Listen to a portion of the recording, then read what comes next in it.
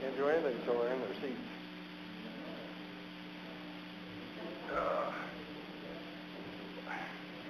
Well, this may be a signal somebody doesn't want to hear me tonight. So, alrighty, are you ready? Yep. I'd like to call the February Board of Legislature meeting to order. If you'd please stand for the Pledge of Allegiance and then a moment of silence. I pledge allegiance to the flag of the United States of America and to the republic for which it stands, one nation, under God, indivisible, with liberty and justice for all.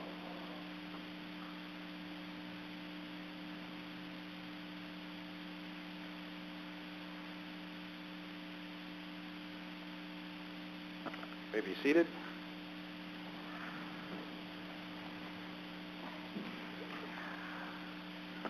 Roll call of members. Legislator Fitzpatrick. Drake. Jarrow. Peck. Doldo. Adsett. Cantwell. McBride. Reed. Ferris. Johnson. Monticelli. Maxson. Gray. I am here. 14 present. Privilege of the floor.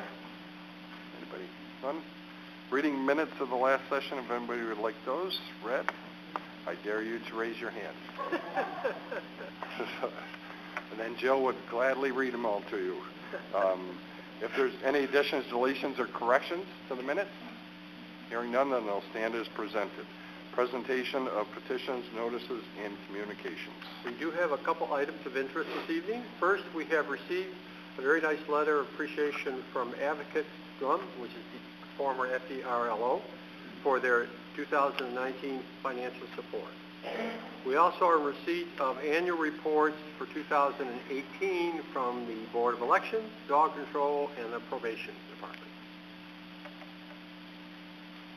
Okay, reports of standing committees. We have a report of the Finance and Rules Committee reporting favorably on resolutions 38, 39, 41, 42, and 43. We also have a report of the Finance and Rules Committee recommending approval of legislator expenses. Reports of county officers and others. There are two.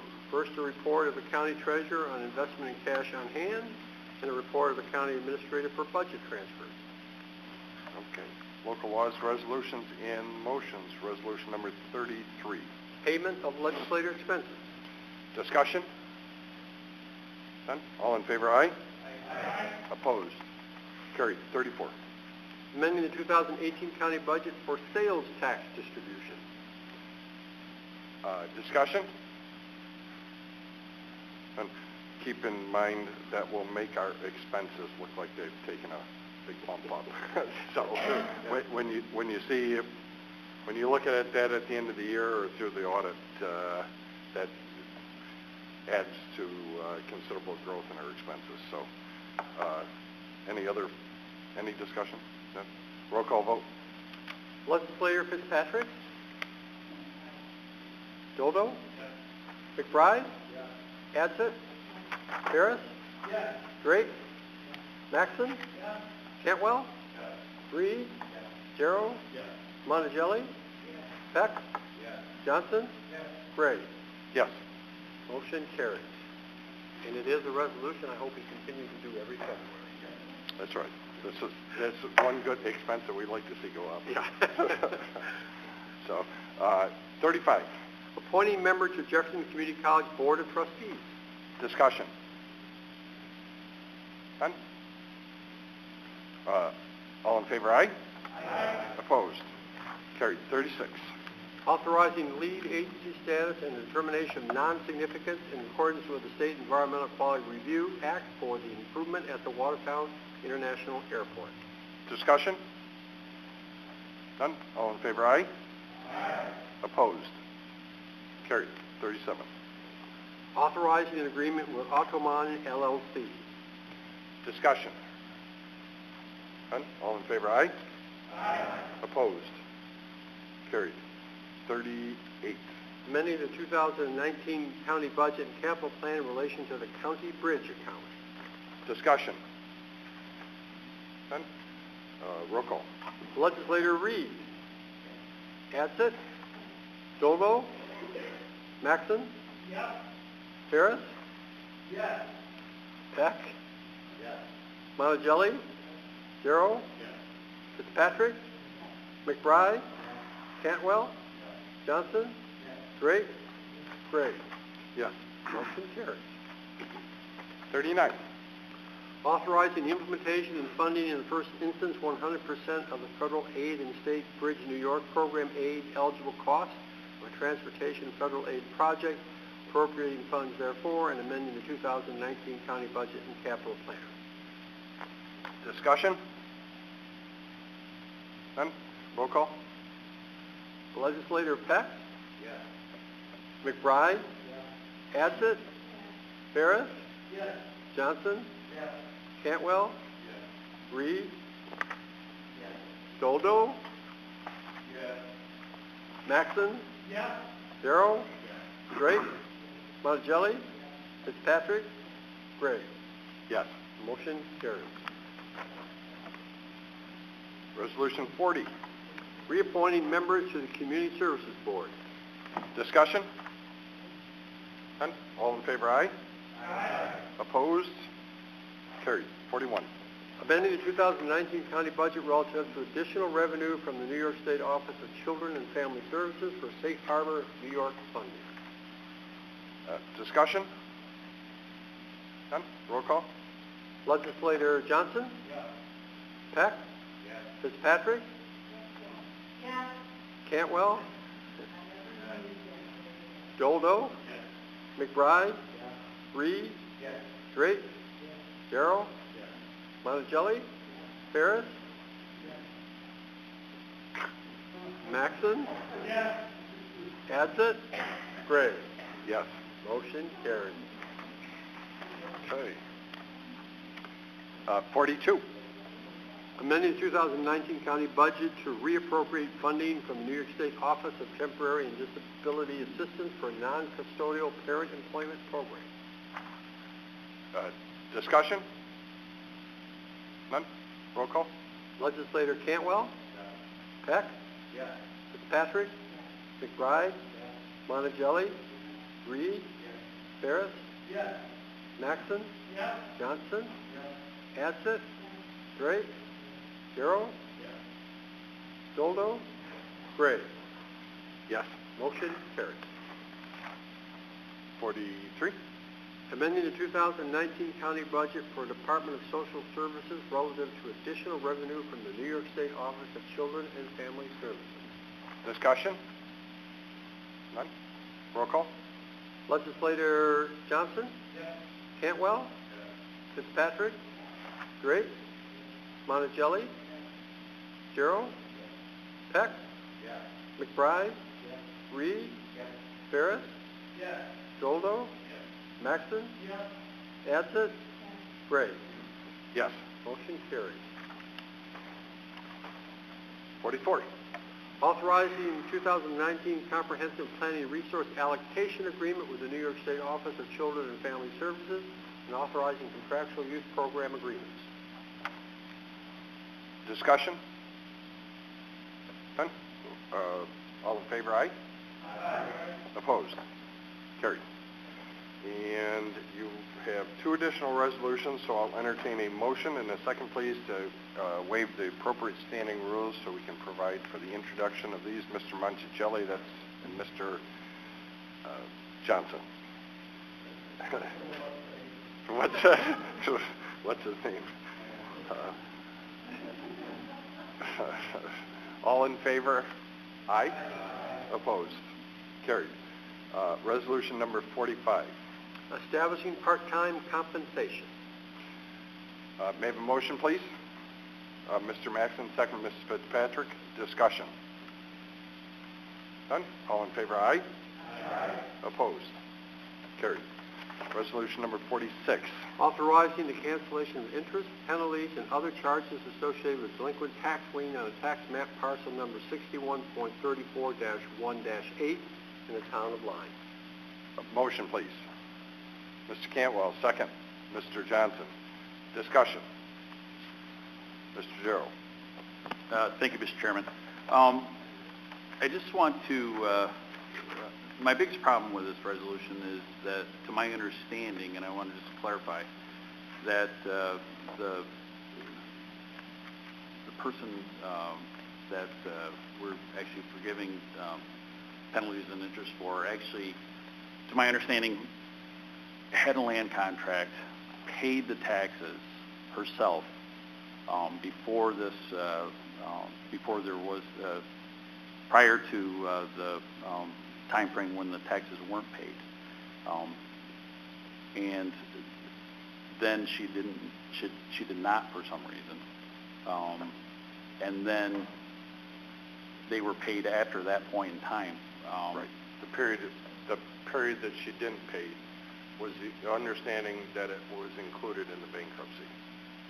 The 2 years that were... She thought it was included in the bankruptcy. Correct. She was under the understanding she was not receiving the tax bill.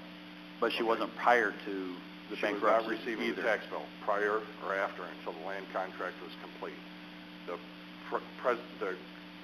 seller, if you would, was receiving the tax bill, somehow communicating to the buyer what the taxes were. During the period of time that it went into bankruptcy, she was under the understanding, there was no communication, she was under the understanding it went into the bankruptcy. The property went into the bankruptcy. So that's when Why would she be under that understanding? she was subject to the party that was going into bankruptcy, who was also had to be the seller, that it was being included in bankruptcy. Okay.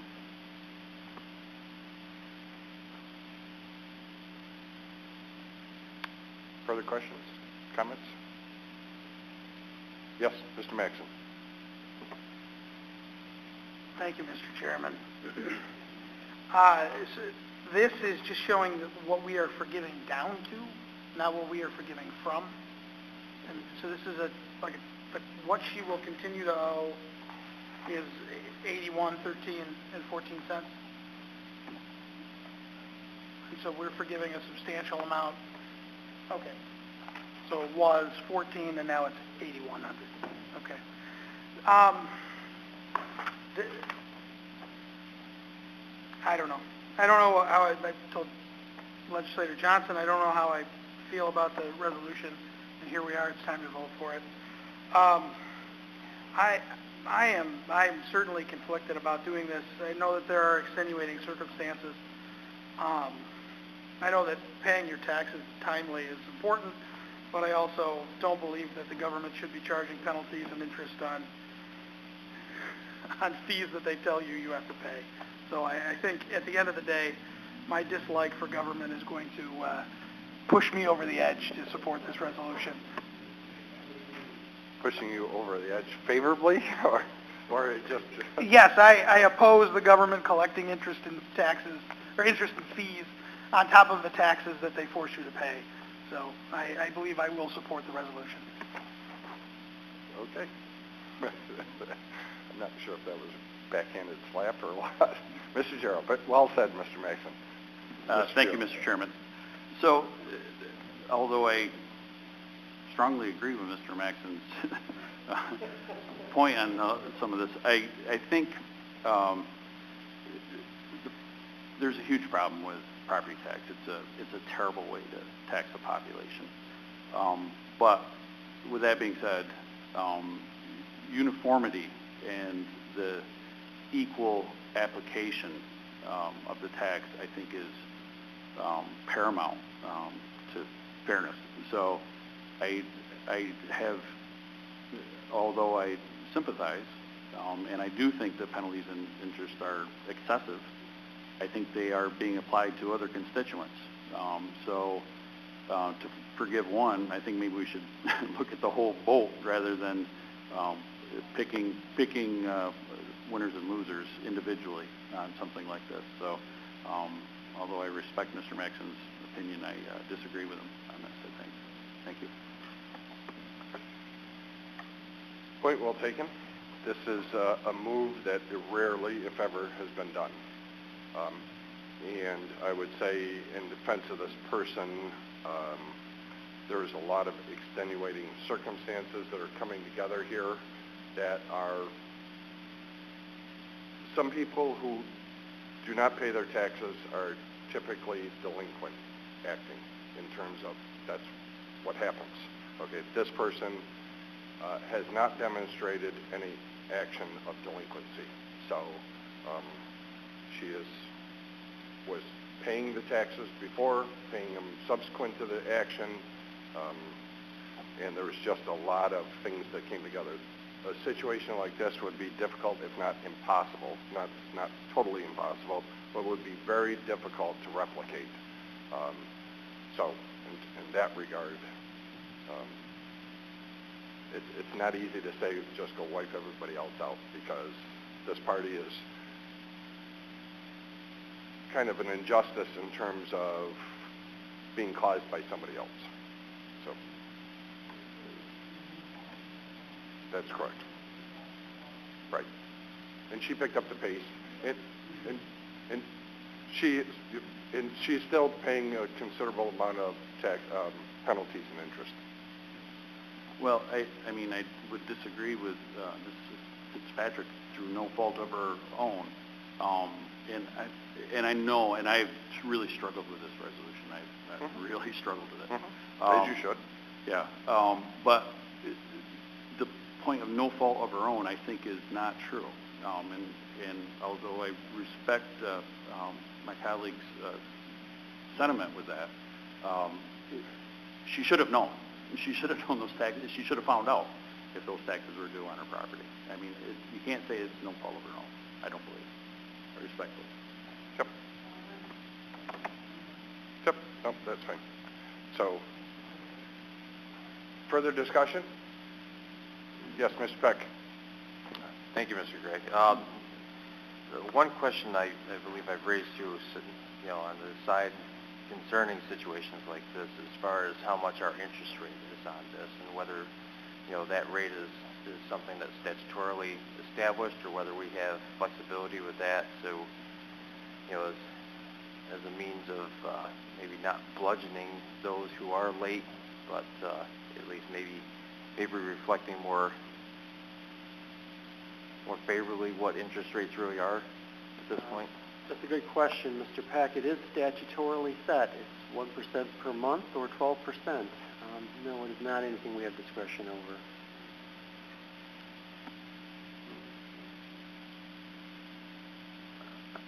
Further discussion? None? All in favor, aye? Aye. Opposed? 1, 2. Okay. And that, my colleagues, concludes our resolutions for this evening. Is there anything else that anybody would like to bring up to Mr. Reed? Yes, if you weren't at the General Services meeting this past month, I just wanted to point out the sign that Highway came up with the designated Jefferson County as a Purple Heart County. That's being done in our shop, quality work with a lot of pride. So I'm glad it's here for a little while. It's kind of a nice to look at. Is it still down there? It's still down there, so Okay. that's why I was just pointing it out. If you could go up and take a look at it. It's nice work on the highway. Sure. Thanks. Well done. Yes. Further, Mr. Peck? Just a matter of question at this point. I know in conversations with my town supervisor, he's greatly concerned with the governor's proposal to slash AIM funding to the towns and villages.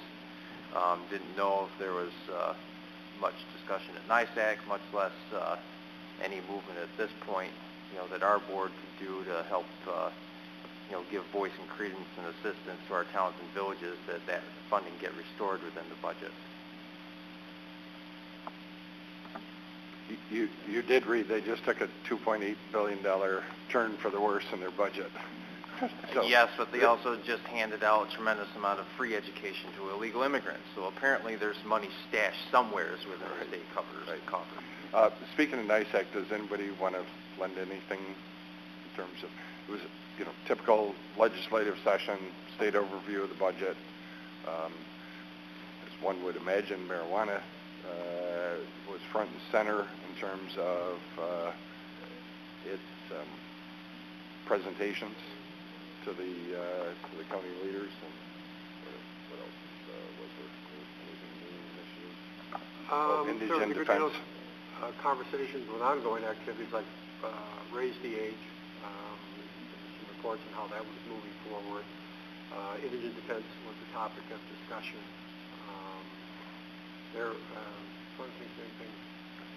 Indigent defense was big. Yeah. Because it's going to be a very large impact, both in direct funding from the state to reimburse a lot of changes that are going to happen in that area. But there's going to be some unintended consequences to that, and that other departments will have to grow in order to respond to the indigent defense representation situation. So, which will not be funded by the county or by the state, so it'll be funded by the county level. So there's going to be, that's a great deal of impact that's going to come down the road. And the other thing is, and I think the administrator would agree, we both expressed concerns that there is a lot on the plate for the state in terms of new initiatives that we're undertaking on their behalf, or that they're handing down to us to undertake, and that they're committing to funding for. And the question is, how long? Well, yes, certainly, there's a commitments 5-year plan, but what Right. happens in year 6 and Right. beyond, Their commitments. given the history, New York State support in such areas as probation, it used to be 50-50, and now it's anything but. Every year, conversations on Medicaid and what might happen in those regards. On that same theme, another topic of discussion at NISAC was a good deal of concern, not to the end result, what's being attempted, but how to get there, which is with the Board of Elections. And the numerous changes that will be taking place this year, some financial in nature, but not all financial in nature, because with those seeking office in the fall, the whole timetable for seeking petitions dramatically changes, and there's just a lot of other practical sides at least in the initial year's time period that's going to have to be examined. But specifically, we've already had some conversations with our Board of Elections folks. How do we do these things? How do we stay open for more hours? Where are the locations? The expense associated with it. Again, I don't think anybody's quarreling necessarily with the intent of some of those changes. How do you get it done? There's no conversation going on in the state legislature right now about who's paying for those things. Right. And the other thing is, there's a per capita, polling places per capita, and I think we are going to be required to have 2 polling places, I believe. Right. So it was originally thought we'd just have to have 1, and I think it was even, the commissioner was even quoted as saying that it was going to be in the county office building, but it looks like it's probably going to end up being 2 polling places. So, but a lot of changes, a lot of money attached to them, as always. So, anything else, Ms. Beck?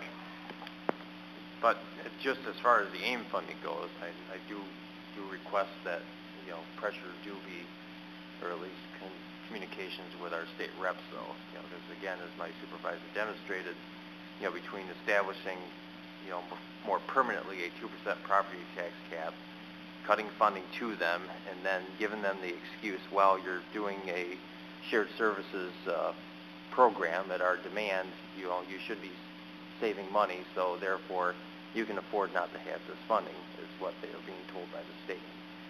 Which, how do you just say that you're sharing services? There's virtually no money necessarily being transacted in some shared services respects. It's just time. And so there's a great deal of frustration there. So I would like to see the county try to assist our municipalities. Yep. Good. Anything else?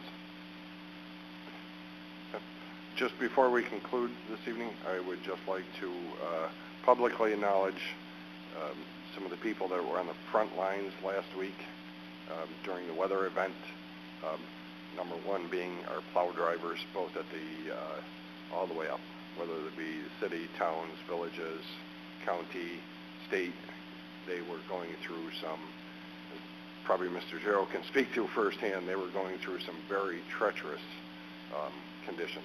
Mr. Max and anybody that's in the southern part of Jefferson County especially, they were going through some very treacherous driving conditions just to try to keep the roads open. And secondly, our law enforcement. Our law enforcement was probably one of the saving things out there in terms of we had really rapid response from both our county sheriff's department deputies down in that area and the state police that were moved into that area in the southern Jefferson County. They were essentially, between the two of them, they were divided up, so there's almost a patrol car per road, so to speak. So, you know, some of the more major traveled roads. So just keep an eye out for all the travelers out there to try to, you know, immediately report a condition or, you know, if somebody was off the road. So the response time was as good as you're going to get in a situation like that. So, you know, our emergency management people, there's a lot of people that came together to make it very fluid and go as smoothly as one could expect. Administration was on board right through the whole thing. And so a lot of people, it took a lot of the state, you know, contrary to what we've been, the state was well represented and was ready, really ready. State police were in constant communication, DOT, you know, the director, regional director of DOT, and there's a number of people, and they just all came together. As with any situation, it's moving fast. There's glitches, whether it be communication, but you know, in the end, the response from the people that were on the front lines was excellent. So that other stuff is behind the scenes and can be worked out, but you know, fortunately, we didn't have any major really deaths as you know, there was a couple. Don't minimize those, but there was nothing extremely tragic. So, yes, Mr. Reed. I appreciate those comments and sentiments, and there was a lot of people that worked really hard. And I do appreciate everybody's somewhat civil input about the travel ban on trucks, and just the impact of trying to keep things going. It was a different story during the ice storm a while back, where they wanted trucks servicing hospitals and things to get through. They were vital to keeping the county open. So I hope that the pressure is still put on to rethink this, because there could have been some bad things that happened with just a little bit of, you know, God forbid we didn't have a fire where fire trucks were trying to get through.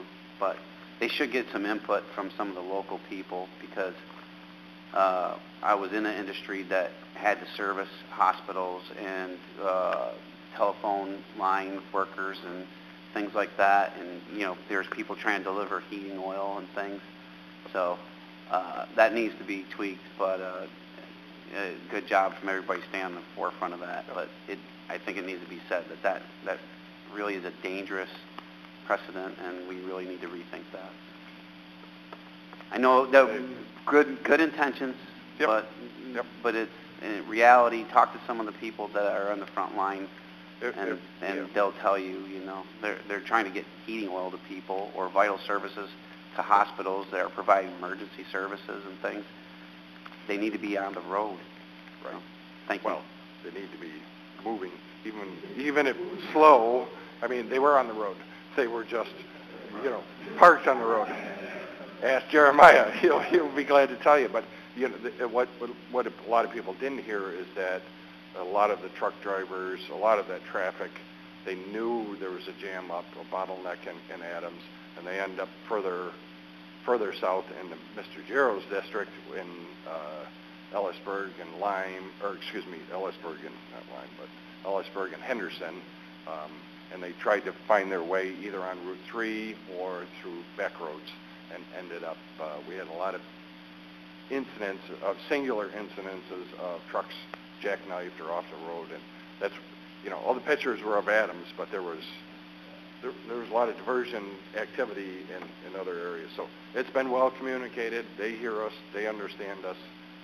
It's a topic for, those things do not get discussed and resolved when you're in the heat of the situation or cold of the situation, but they're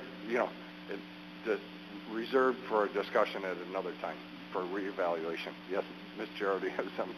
Yeah, thank you, Mr. Chairman. I just would like to add to the list that I wholeheartedly agree with everything that you said, and Mr. Reed as well. But I'd like to thank you too. And I had a handful of questions right in the middle of it, and sent out an email, bang, text message, bang. You were very responsive, and I really appreciate, and so does my district, everything that you did that day. Thanks. Anything else to come? What's that? No, not at all. That's why I encourage them. Listen to the boots on the ground. They know what they're saying. And that's one thing, if anything, we were constantly communicating with the deputies and the state police to get information back to actually see what the situation was in that area. So, anything else coming before the board? Motion to adjourn. Mr. Ferris, second Mr. Monticelli. All in favor?